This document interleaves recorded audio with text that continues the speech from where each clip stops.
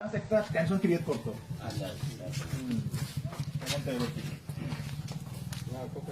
আসুন না রাসপুরা আসুন না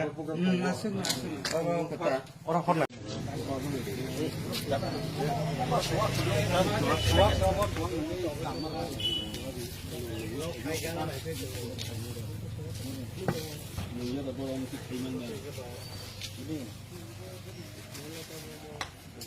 কয়টা রকম না কোন সাইমে না টাইম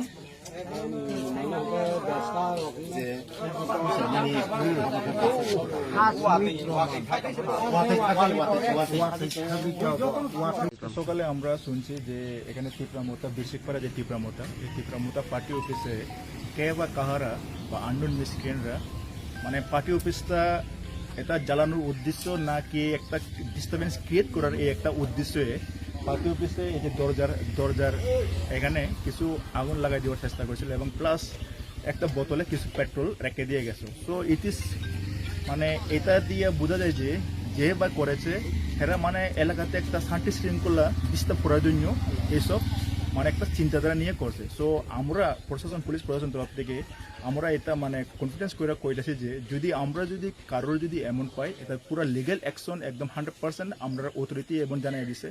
আমি অথরিটি লোক কথা কইছি একদম লিগেল অ্যাকশন 100% যে অ্যাকশন আছে লিগেল এই অ্যাকশন মোতাবেক ফাঁসি হবে।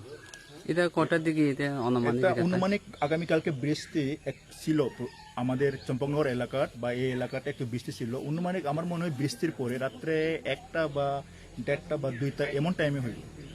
এখানে তীব্রমতা থেকে পার্টি থেকে অভিযোগ আর কি অনেকবার তাই এখানে জ্বালানি হচ্ছে পার্টি অফিস থেকে অভিযোগ আছে মনে হয়, কারণ আমি তো এখন আবার চম্পকনগরে 1 মাস হয়েছে আইসি। সো আমি দেখতেছি ব্যাপারটা এবং কি আমাদের এমডিসি স্যার আছে, স্যারের সঙ্গে কথা বললেছে, কথা কইয়া স্যার একটা ডিসিশন নিব। ডিসিশন নেওয়ার পরে আমরা একটা লিগেল কারবাই করার ইয়ে করব। এটা কি কেস হয়েছে নি স্যার?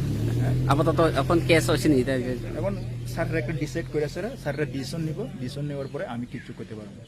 এই জায়গার নাম এটা হলো বিরসিকপাড়া, শান্তিনগর বিরসিকপাড়া, বিরসিক বাজার।